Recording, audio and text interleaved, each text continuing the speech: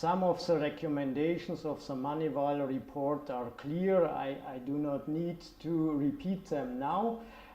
From our perspective of our expert groups, we would recommend to improve the data flow and the data analysis in Bulgaria, but also as well as in Germany and in the Netherlands. We think that we can drain out more information if we would improve the systems and if we would improve the data flow, especially the data feedback from the investigative and law enforcement institution, and we could, I think, deepen the data analysis then. And the second point is, let me tell it from another person. I heard a presentation of the global head of fraud claim of the Zurich insurance company last Friday. And he told us that in fraud claim it is nice to have an electronic detection system of suspicious cases, a well-developed red flag system. But then you need to have some manpower at the investigative section to investigate these cases. If you don't do that, let me say, the red flag system has not a real value.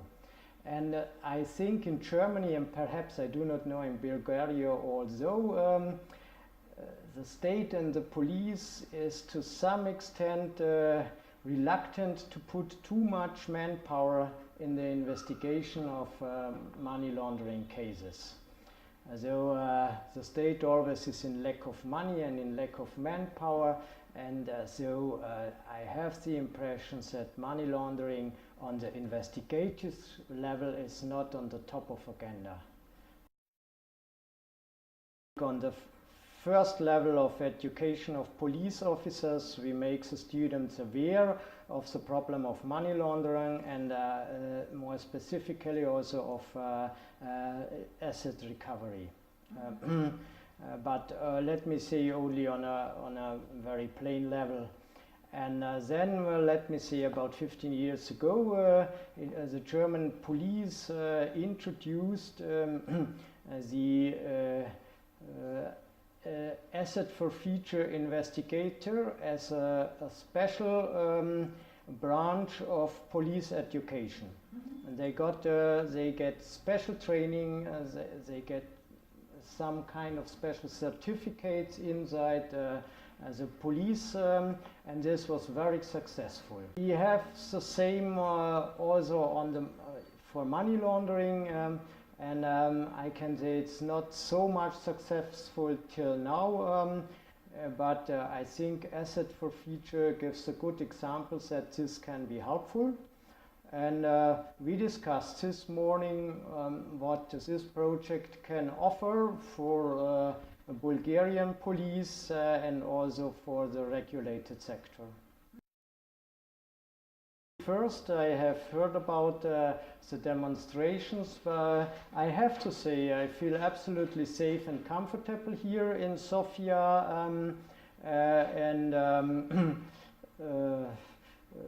I cannot say that in any case my visit is negatively affected. I think it is positively affected because this kind of demonstration shows that this is a lively and vivid democracy, and so I feel good with this.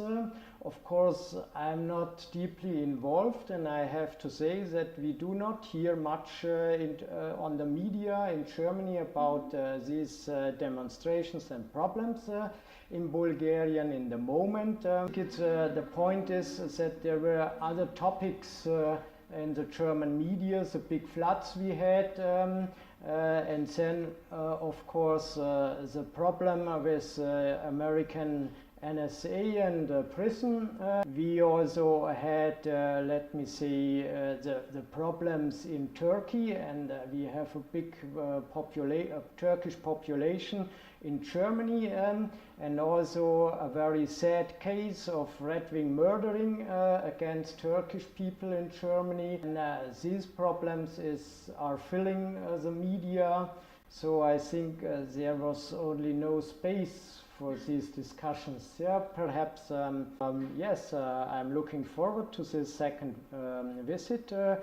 From the beginning of this project, I want to say I was happy to have the opportunity to see Bulgaria. I have to confess it's normally not so much on the tourist agenda of German people like me.